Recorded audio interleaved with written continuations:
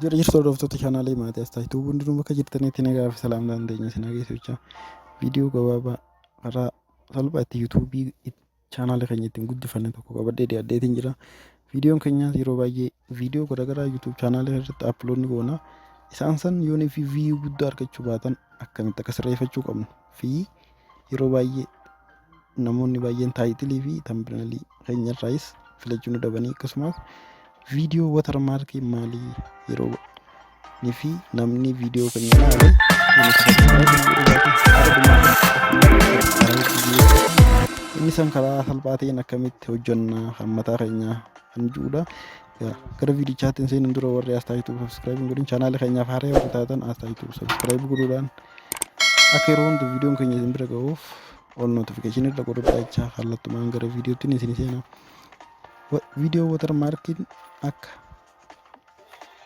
sabskiraayibarii keenya yeroo gabaabaatti itti guddifannu isa tokko ta'ee akkasumas viidiyooleen keenya yeroo baay'ee yuutuub chaanaalii keenya irratti yerootti nuti ol baafnu yeroonii fi taayitilii fi yuutuub tambineeliin keenya viidiyoon dhiyeenyatti aplood godhe kun amma fakkeenyaaf viiyuu guddaa argachuu fi argachuu dhabata. Taayitilii fi yuutuub viidiyoo tambineeliin isaa bareedaa ta'uusaa asumarraa namni beekuu ni danda'a jechuudha. Maaliif yeroonii fi kana viidiyoon nuti ol baafne yuutuub istiidiyoo keessa seennee ilaallee akkanatti raayitii qabaannaan kalarii magariisa qabaannaan ni hima inni nu akkanumatti karsarii irra keessee ilaalta people select your video select to view your video jaa. Maaliif namoonni baay'een viidiyoo kee daawwachuudhaaf filatanii jiranii ta'eef jira jechuudha.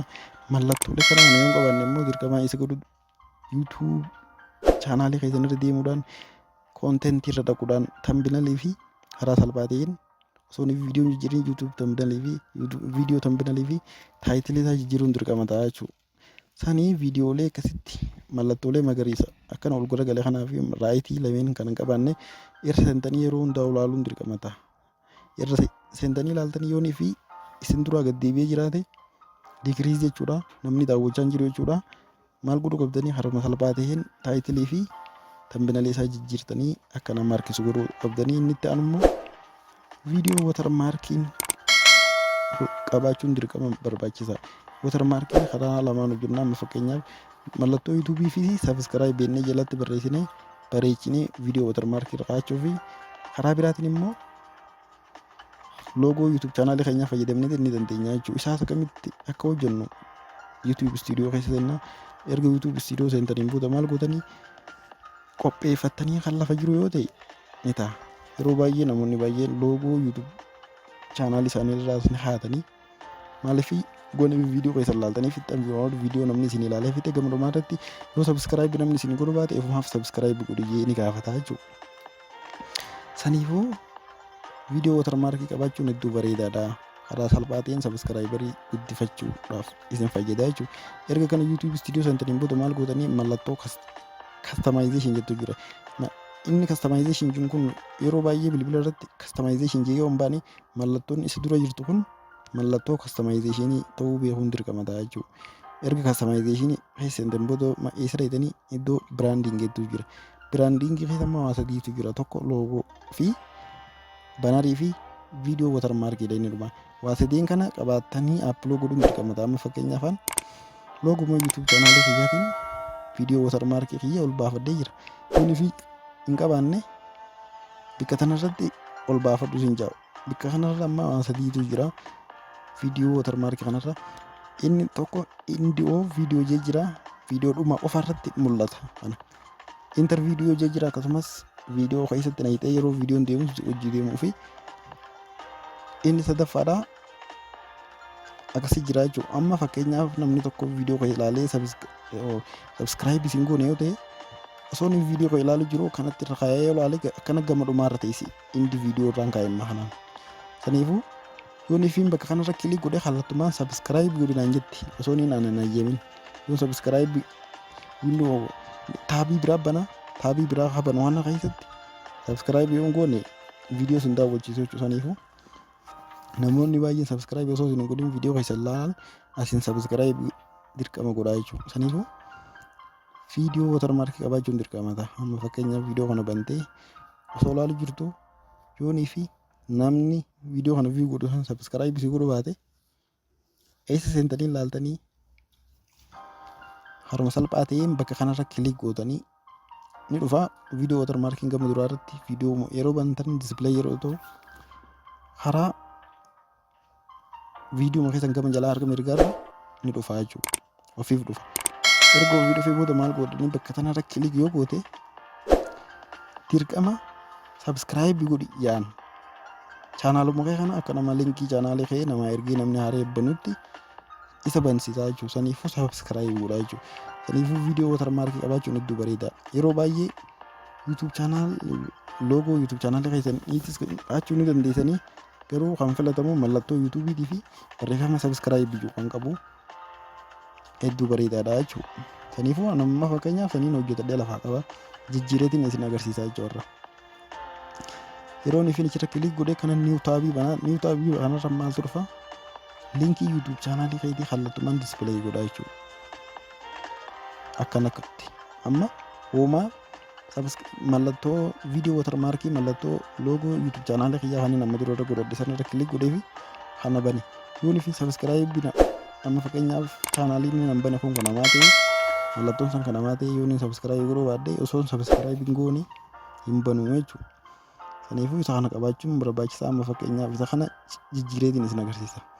Nama fakkeenyaaf kiyya change hin jaane kaniin hojjetadhee lafaa qabu jira dhiyeenyatti duraan logo YouTube channel kiyyaa ture ni selecting godhaa jechuudha. Iddoon itti edit godhadhee kaaddetti mallattoo YouTube fi subscribe barreeffama jiru kan qabu amma fakkeenyaaf isa kana niin qabaa. Isa kanaan irra kaachuu barbaada taanaan kallattumaan niin dhaqee change jeeni irra dhufee kilik godhadhaa jechuudha. Kaniin sirriitti edit godhadhee kaadhe.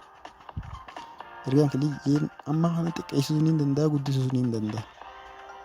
Bu'aa hedduu qabaa waan kana kan mataa keessanii hojjettaniitis ta'e YouTube Google marraa buuftanii edit gootanii irra ol baafachuu dandeessan viidiyoo watermarkii iddootti xiqqeessuu ni dandeessaa yoo nufi guddate saayizii murtaa'aadha saayiziin isa kanaa dhaabbataadhaan ni jira. Inni nu viidiyoo watermarkii yeroo jiru hanganaan jeeti iskeelii qabaachuu wanni waayit dheerina isaatiif kana hundaa'u. Erga kilik irratti gootee akka jetteen booda maal gootana enter at indiviidiyoon godhe amma fakkeenyaaf indiviidiyoo ni dandeessa. Center iddoo center irrattis and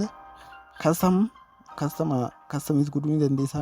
Enter at indiis godhuu ni dandeessa. Yeroo baay'ee dhumarratti amma fakkeenyaaf namni subscribe godhu deemu bilbila keessan hunda ilaaluu qaba jechuudha. Viidiyoo hunda ilaalee subscribe godhuu qaba. Achiin booda publish jettaan gama arga mirgaarra dhuftee iddoo publish jettuutu jira. Publish ergetteen booda kallattumaan viidiyoo watermarkiin keessan jijjiiramee jira jechuudha. Jijjiiramuu isaan check goota deemtee publish jechuun dirqama la publish barreeffamni sun erga jijjiirameen booda deemtee viidiyoo watermarkiin jijjiirame moo jijjiiramne anamma waaniin amma dura godhee jiruuf malee warri amma duruun godhatin immoo intarneetanii ni haareen naqu qabdanii jechuudha kayfii hojjetattan haruma salphaatiin dirqamata. Saniifuu kaniin edit godhee jiru hongwadiin edit godhee jiru asumaan seenaa jechuudha. Kanaaf viidiyoo kiyya abbaan fedhe banuus ni dhufa akka nama jecha tokko jeeti subscribe naa godhi jeeti jechuudha. Karaa salphaa ta'een subscribe dabalachuudhaaf viidiyoo watermarkiin hedduu barbaachisaadha. Viidiyoo watermarkii qabaachuu qabdaniin isiniin jira. Viidiyoo amma ergan jijjiiree booda viidiyoo tokko banee yoo isin agarsiise haruma salphaa ta'een viidicha gama dhumaa irratti subscribe mallattoo jettuutu ba'a jechuudha. Amma jijjiiramee jira laa. Egaan intarii godhee publish jeen boodatti haruma salphaa ta'een jijjiiramee jira. Abbaan barbaade viidiyoo kiyya banee yoo ilaale gama dhumaa irratti viidiyoo kiyya gama dhumaa irra kanaatu itti ba'a. Subscribe naa godhuudhaan subscribe kiyyallee yeroo gabaabaa keessatti dabaluu danda'a jechuudha. Kana egaa waan nuti daawwattaniif galatoomaa jechaa viidiyoon keenya karraa kanuma. Viidiyoo keenya yeroo nuti ol baafnu hundaa'u comment like share godhuun hedduu nu kakaasa. Viidiyoo bareedaa akka nuti hojjennuuf nu zomma isaan ja'a yeroo hundaa'u comment nu godhaa like nu godhaa yaada qabdan comment irra nu barreessaa. Share illee akkasuma nu godhaa jechaa irraa viidiyoon keenya kanuma waan nu daawwattaniif galatoomaa yeroo gaarii nagayaan ture.